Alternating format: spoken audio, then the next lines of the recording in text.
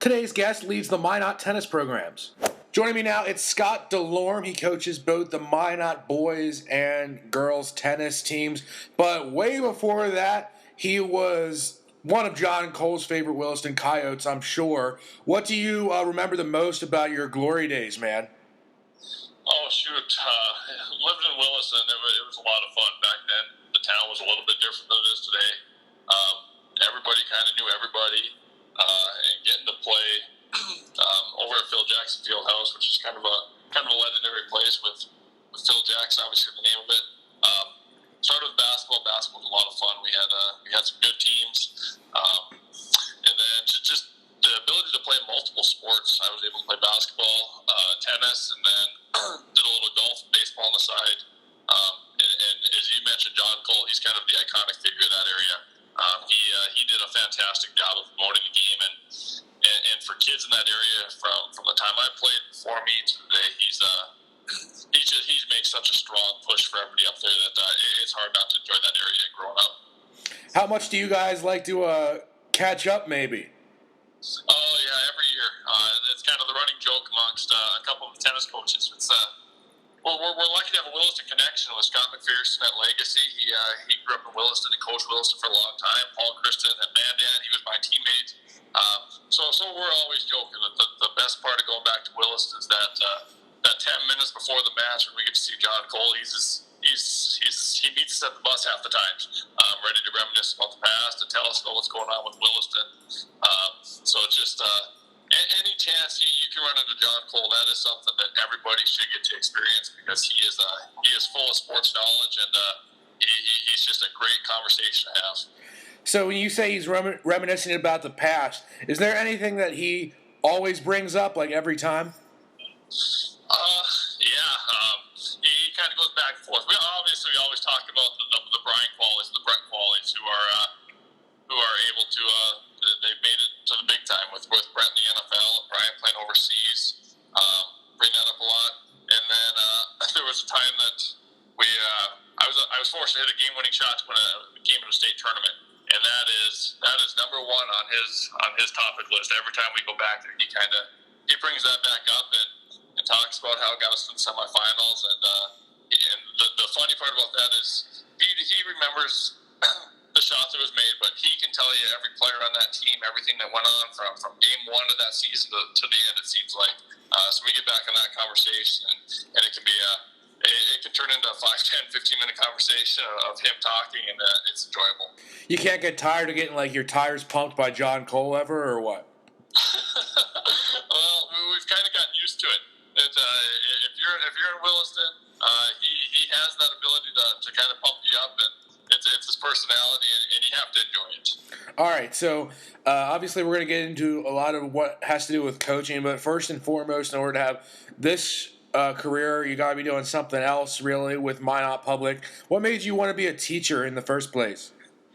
Yeah, growing up, I always kind of had the idea that I was going to be a banker. I don't know why. I just felt like I kind of liked math, and banking was my thing. But as I got through high school, kind of halfway through, and learned how much I enjoyed the extracurriculars, the sports, the basketballs, the baseballs, the golfs, tennis. I just had to find a way to kind of stay involved with that. So I played a couple years of basketball at Williston State, and I still wasn't 100% sure what I was going to do. And then transferred to Minot State, and by that time I was sure that I wanted to get into the teaching and coaching side of things. So I played a couple years of basketball at Minot State, and then I was fortunate to student teach in Minot Public Schools, and the job opened up right away.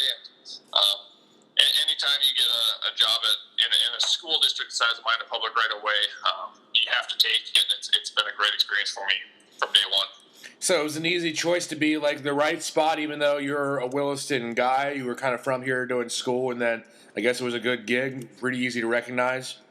Yeah, I think so. Like I said, when this opened up, it was hard to pass up. I think in the back of my head, I probably always had the idea that I would end up back in Williston. I love that area. The town's been great to me and my family. I have a lot of family still back there. But when this opened up, and within a couple of years, I had kind of gotten into the tennis program, and I knew there'd be a head coach opening coming up fairly shortly after my teaching career started. It just kind of felt right. It's 2 hours. It's a quick 2-hour drive from home. I can be there any weekend. And then my wife and her family's from Minot. She's a Bishop Ryan girl, which we kind of joke about a little bit. But yeah, it's just the 2-hour drive, a little bit away, and having the ability to get into the Minot High teaching system and the Minot High tennis program, which Jerry Lyon before me built into just a fantastic program. It's been hard to match what he's done, and probably never will with all the state championships. But we're trying to do some good things and hopefully make him proud. How often do you get back to Williston? Actually, my brother, he teaches at Gym Hill with me, and he actually bought a house with his wife and 2 kids, about a block from me. So it seems like my parents are down here more than we're back in Williston. But I would say in the summer we a fair amount. Then during the school year, probably 3 or 4 times a year, we try to get back that direction. And actually, it seems to be a lot of heading back there now to watch my nephew, who's a 7th grader, play some basketball, whether it's traveling stuff. So we definitely have a close connection with Williston. A lot of family there. And it's just finding that right time to get back there when the parents aren't down here and following the nephew playing basketball around the state. I see you teach keyboarding. What's your words per minute? I'm about 115 words per minute. It's about the only thing I do well sometimes. Oh my God. Jeez. Yeah. People have a tendency to drop things off for me just to type it up for them really quick. Oh, yeah. My mom used to do that. She used to make me do that with her work emails all the time. Do you ever, when it comes to keyboarding, do you teach, is there a unit just on texting, or is it all with the computer? Oh, it's pretty much a combination. We're on a computer. They have their Chromebooks. But if you watch today's kids type, it's one finger typing, and they are faster on their phones than they are on any computer. And they put me to shame on the phone. I can beat them on the computer, but when they get their phones out and we get in a texting unit there, I don't have much of a chance. I was going to say, are you okay with where the times are going, or are you still you darn kids and your phones? Yeah, I'm okay with it. I try to go with the times. It's who kids are. I'm like a kid in many ways. I'm on my phone all the time. You can ask anybody around me that it's kind of the standing joke that where's Scott if I don't respond to a text message in about 2 minutes. But yeah, I think you have to adjust with the times. That's how kids are going, and that's their way of communicating these days. And we've kind of turned our keyboarding class into making sure they know that what they put on their phones and on social media is kind of a life-changing thing that'll still be there in 10, 15, 20 years. So we do a lot of teaching and talking about that type of thing. I guess it's good to be relatable as a coach as well. Yeah, that's another spot. Times have changed. When I started 10 years ago, it was phone call after phone call after phone call. Now, if you call a kid, it's you're lucky they answer. But if you send them in a group chat of any sort with a long message that says practice is going to be over this clock, all of a sudden everybody's got the message within about a minute and the word spread. So you have to find a way to connect to them, and that's how things are going in today's world. How big of an emoji guy are you? Because I just got a Galaxy Note 10 Plus, and I can finally use them a lot better with my new keyboard. Emojis, I've struggled with those things. I never seem to get the right one. I got the smiley face down, I got the crying face, and that's about where I stop. When I started looking for the other ones, I seem to spend way too much time. So the emojis kind of skipped me. I got the Bitmoji. I kind of felt uptown with that a little bit when I finally upgraded to that thing. And then all I've done since I started using it is getting criticized that the Bitmoji doesn't look like me. So I felt pretty good about it. The rest of the chat crew isn't so sure that I picked the right one. Yeah, exactly. Because you can be uptown with that, but then if you use emojis incorrectly, you might seem downtown when you're trying to be uptown, and it can get really sketchy really fast. That's exactly right. No, I got enough of these group chats going on that these people make sure that if I go downtown, they let me know. Okay, good. So let's talk about where you stand with coaching here. How many of your top 6 varsity tennis players can you typically beat on an average day? Am I playing them all in one day, or am I? Whatever's best for you. I can still knock off anybody in our program, boys or girls. Currently, we've had some boys come through this system that they would give me a run for my money, but with the current crew that we have, I feel pretty good about stepping on the court with them. And actually, that's kind of the one best. It's one of the more fun parts of practice. They want that challenge. They don't get it a whole lot. I seem to be walking the courts more often and grabbing a tennis rack and playing with them. But when I grab a rack and I jump in the drills, I think the kids get excited. It's a different ball. They take it as a challenge upon themselves to try and win a point against me and win some games against me. And then doubles, Tom Sheeler, my assistant, and myself, we team up a fair amount, and we did. This is hard to admit, but we did drop a set to a couple guys at practice this year, and they've made sure we've known that. Rich Dager and Zach Reno won a set, and we tried to explain to them that it is a varsity tennis match, best of 3 sets, and we haven't finished yet. But they're soaking in their 1-set victory. I can't believe you let that happen. I blame my partner. Yeah, obviously. We really stress in doubles. I mean, if you don't do it right, make sure you blame your partner. So that's the route I'm going. You seem like a really easygoing coach, but how much you-know-what talking do you take until you finally say, like, all right, guys, that's enough. I'm jumping on and showing you how it's done? Yeah, I like to make sure that they have the first chance. We talk about it. We get them on the court. They got to do it. But there's no doubt about it. At some point, it's just time to step in the drill and show them how things should be done. And the worst part about it is, like, I know what should be done. I step in the court. I show them what should be done.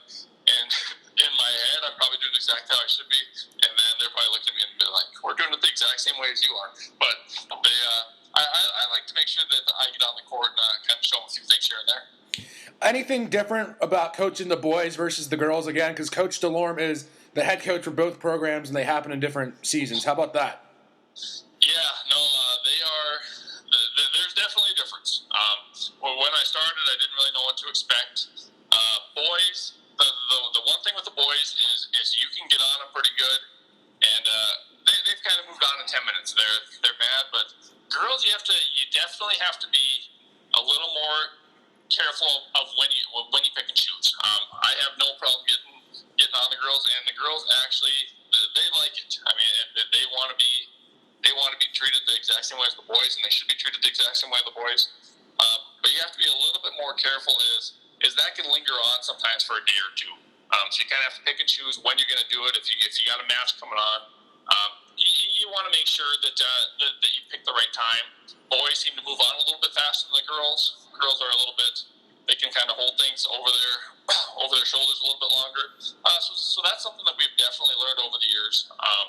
But from a practice standpoint, we try to do the exact same things with the girls that we do with the boys. We've had some incredible girls come through our program, and our girls program is pretty strong right now.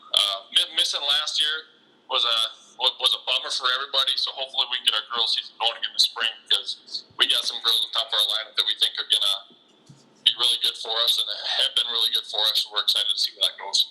Yeah, I tried high school tennis for a year, and it was always fun because, like, I didn't feel like I ever got any grief because I was ranked, like, 20th, not, like, in the top 6. So, like, the coach didn't really have to care how I was doing. We have those players in the program, too. All right. The one nice part about our program is it's no cut. We don't cut anybody. So we get anywhere from, with the boys, I think we had 38 kids. With the girls, we get anywhere from 65 to 100 girls playing in the spring. That's crazy. But and everybody's in it for different things, different reasons. Some are there to be competitive, some are there for social, some are there just for an activity to do. So we kind of have different levels. Those top 12 to 16, they get after it. We coach them daily and make sure that they're on top of things. Number 17 through 25 are often up and coming young ones that we try to make sure that we want you to improve. And then the ones that are there for social, we try to make sure that it's fun, and we try to make sure we teach them enough that it becomes So, like, do you deploy the team to, like, different courts all over the place in Minot? Because, like, I always come to Hammond to talk to you guys usually, like, when it's a nice day out, but, I mean, I never see, like, 65 girls there. Yeah, we use multiple sites. We use Hammond, which is the nicest 10-court facility nicest outdoor facility in North Dakota. It is absolutely beautiful. So the nice part of there is that we can put 4 girls on a court, and all of a sudden we have 40 kids playing, and lots of times people don't even realize it. So we'll have 30 to 40 there right after school, like 3:30 to 5:30. We'll have a middle school crew come about 5:30 for about an hour and 15 minutes, and then sometimes we'll have kids over at Roosevelt Park too. So with 10 courts, we can spread out pretty good, and kind of get through that many girls. We'll also kind of stagger things where some might come Tuesday, Thursdays, some might come Monday, Wednesday, Fridays. Just depends on the numbers year to year what we need to do, and kind of with the girls, the weather's always a big issue too. So we mix and match as best as we can to get girls out there. So the boys play better in the cold, or what? The girls are definitely mentally tougher because they get a battle with the weather every year. The boys don't realize how good they have it until they have to suffer for about 1 week with cold weather in October. Mm-hmm. The girls, it seems like they're fighting rain, snow, and wind from April and May, and might get 1 weekend of nice weather. I knew it was the other way around. That's all right. And like you didn't have to suck up to like the Park District talking about like how awesome Hammond is, even though I asked you about where you guys all go. That was cool, though. That was really nice. I'm gonna suck about Hammond to the Park District as much as I can because they take pretty good care of it. I mean, I don't mean to be negative towards any other facilities, but some places we go, the nets are 4 inches too low. They got cracks. Our Park District is. They take care of the tennis courts, and we're lucky to have them. How about this? How do you compare coaching tennis to team sports where it's like 5-on-5, and then sure tennis can be individual and golf can be individual, but at the same time it looks like you're probably a little bit more available to your top players because like the tennis court isn't hundreds of yards long like a golf course is. Yeah. No.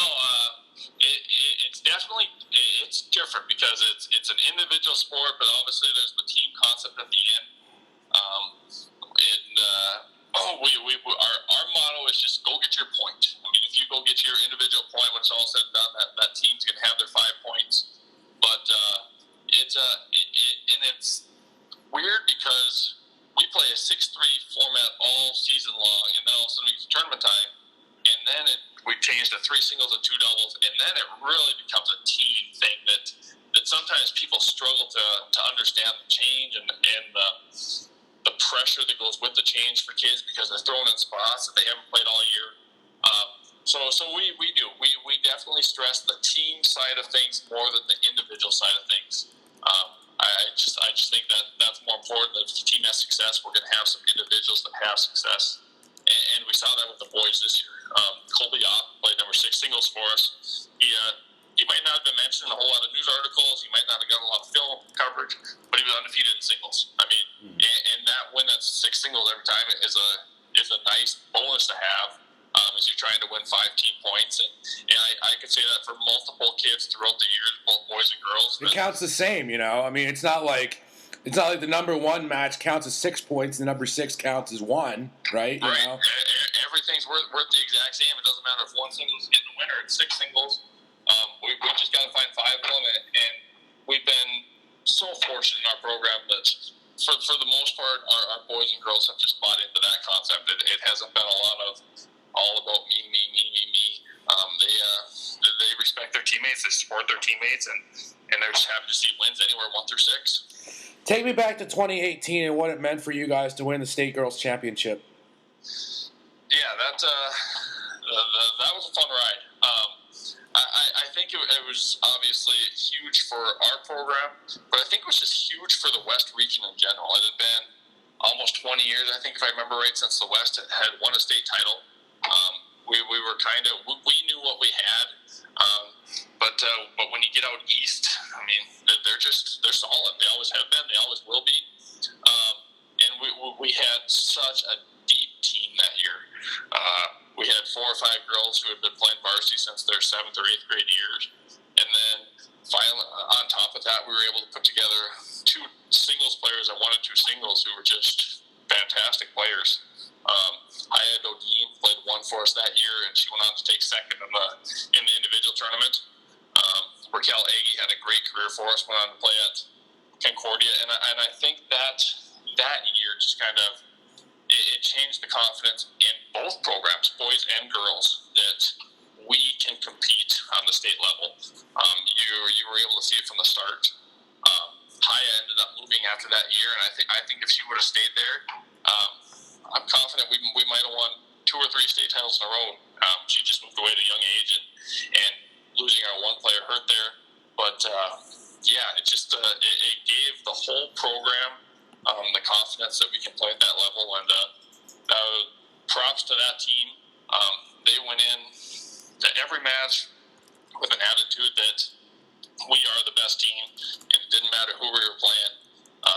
They stepped up in multiple spots, and it was 2 weeks of their best tennis of their lives, and it's something that they will remember for the rest of their life, which is more important. Yeah, you brought up Haya there for a second and her moving away, and like sometimes, like when I put it up on the news, I got to remember like, hey, this is just prep school stuff, you know. Obviously, like they're not like at a big time college or professionals by any means. What kind of comes up as a high school coach from time to time that is unique to coaching high school kids, like players moving, like that's an adjustment that doesn't really happen unless you're talking about like a college transfer or anything else about just guiding these players, maybe because like they're going through their high school lives or anything like that? Yeah, it's just a year-to-year thing. These kids are on so many activities that even when you have a team that you think is coming back, come day 1 of practice, you just hope they all show up. It's nothing against these kids. They're uber talented. They're uber busy. We lost a boy a couple years ago who was probably going to be our 1 or 2 player for multiple years, went and chose football. And that's to his credit. He's had a great couple years of football from Minot High, and hopefully he's got another one next year. So it's just making sure the kids show up. We've had kids move. We lost Cole Murray this year. His dad took a job, the head hockey job down in Sioux Falls or Aberdeen. So that was unexpected. He would have been a top player for us this year. So it's just kids and their families. You don't know year to year. You think they're there to stay, but things change. People get new jobs. Haya's dad took a new job over in Wisconsin. And it's just the reality of today's world. 95% of the kids you get that entire time, but the 5% that move away, you wish them the best. You hope they find a program where they fit in and they succeed, and that's all you can ask for them. Who's the football guy again? Eric Wentz. Oh yeah, got you. Okay, and then you're talking about Marty's boy too down in Sioux Falls. Okay. Yep. So you said you could beat all of them, right? But who are the best players you've ever coached? Best player we ever coached. We're probably going to go to the Olthout family. Josh Olthout graduated in 2009, I do believe. He was a 2-time state singles champion. I got him. My first year was his senior year. So he won the state title as a sophomore. He battled back injuries his entire junior year, and I think he maybe took 3rd or 4th. And then he won the state title as a senior. That's probably one guy that I remember from the bat. He was undefeated all season long. He absolutely rolled through anybody and everybody he played. And he got to the state championship match, and the first set, he just looked like he had no idea what he was doing. He was all over the place. He lost the first set. He was down. And those are the kind, at that moment, you could just see like something changed. He was so mentally touched, so mentally strong. He basically said, this isn't going to happen. And he went out and just rolled for sets 2 and 3 to win a second state singles title. And that's something you don't see a whole lot. The uber mentally tough high school tennis player, they're kind of a dime a dozen. And he was fortunate to have one. His brother Hunter, a couple years after, again, a very solid player. On the girls' side, probably Haya Dodine and Raquel Agee. Those are the top two that come to mind. But I think we have two coming up right now, Eden Olsen, who's a junior, and Sophia Agee, another junior. We are excited to see those two because I think they have a chance to be as good as anybody we've had in our program for a long time, and we're gonna look for big things from those two coming forward. You said like a couple, and then you mentioned those two at the same time. How do you identify a player that's going to be great in a singles capacity versus one that's going to work well in a doubles? Yeah, it's just a game. You can kind of see it in them. On the contrary, Peyton Huss, who's an assistant coach for us right now, he was a fantastic doubles player, and for whatever reason, he couldn't play singles. It was a mental block to him. But for 2 years, we knew he would be in every doubles lineup we played, but he couldn't crack the top 6 in singles. It's just the way it goes. Some kids are very good in both, and then some kids are just they want to stand and hit at the baseline all day long, every day, and they do it really well. But that doesn't generally transition very well to doubles. So it's just every kid's different. The top 4 players on every varsity team in North Dakota are probably going to be guaranteed singles and doubles players. But when you get down to 5, 6, and 7, some are singles, some are doubles, and they'll tell you your preference. And watch a couple matches, and you can generally see pretty easy what their style best fits. What's like the go-to end of the year banquet venue for like an awesome time, great food, and then maybe like during the season? What do you guys like to do when like you're not playing tennis, so like everybody like stays tight, but you're not like just working away at tennis? Yeah, end of the year banquet's always been Planet Pizza. We always head back there, big pizza buffet. Lots of times we end with a big laser tag shenanigans, and that's where they find their spot where they can beat me. I hide in my corner and I stay there. So boys and girls usually space or Planet Pizza. I wanted to say Space Inn, so it's just there on Monday. Planet Pizza. And then throughout the year, we just try to do as many different things as we can. They get so busy, we don't get a chance to do a lot of things outside that 2 hour practice. We usually do a night at Sammy's. The parents are good to us, take us there. We might find a couple nights where we can sit down and watch some U.S. Open tennis with the boys in the fall. But anything like that just gets their mind off tennis and gets their mind off schoolwork just for a short period of time, I think is a huge benefit in the long run to kind of keep that team unity and get some bonding, which is crucial with high school kids, especially when you in a tennis program where you have grades 7 through 12 all together. To get that connection early, I think is huge. So you can be a great tennis player even with having a bunch of pizza. You can never go wrong with pizza. Very good. So how about if you actually go hard at it during the laser tag and don't stay in your corner, do you get more tuckered out playing tennis or playing laser tag? Because I feel like it should be a rule that every laser tag facility has like showers adjacent, because like I'm disgustingly sweaty after every time I play laser tag. Laser tag, it's terrible. It's terrible. Like I said, I find a corner, I hide out for the most part, and when I get out of that place, I don't know if it's 115 degrees in that room or what's going on. I'm dripping with sweat. Mm-hmm. So the easiest thing I found to do is just head back to the buffet and keep eating. Speaking of bringing the heat, who wins between you and Marc White in a 5-set match? In today's, if we play this day, it will give me, just because Marc spends way too much time just feeding balls to kids. That's exactly what he's supposed to do, and he does a great job of it. So I'll take my conditioning that over the course of 5 sets I'll outlast him. Yeah. From if somebody walks up and looks at the strokes and who should win that thing, that's going to go to Marc White every time. Anything to make it tougher for you to walk back into Cameron Tennis Center based on your answer, No, I'll just walk in, I'll close my eyes, I'll look away, and I'll quickly get to my court where I belong. All right, good. So it's big enough anyway for the two of you. Wanted to get you out on this, Scott, quick. What do you think makes Novak Djokovic the best at hitting line judges, and who ultimately is the best tennis player ever that you've seen? Oh, yeah, Novak just likes to take aim at him, apparently.